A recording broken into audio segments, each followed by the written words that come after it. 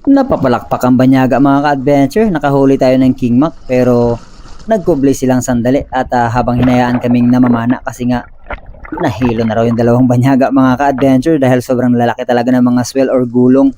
Kasi nga katatapos pala ng bagyo, nasa halos 1.5 to 2 metro pa rin ang lalaki ng mga swell dito, pero sige lang, continuous pa rin tayo mga ka-adventure sa paninisid.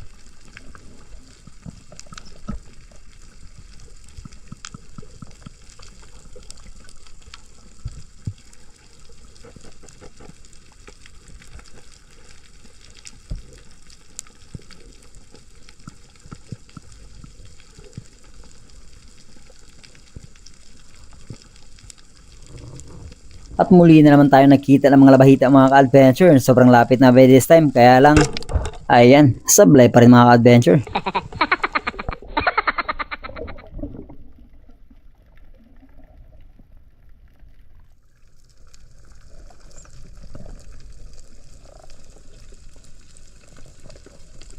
Namumuro na talaga sa akin itong mga labahita ng mga ka-adventure. Ayan, nandyan pa rin sila. Kaya tinangka kong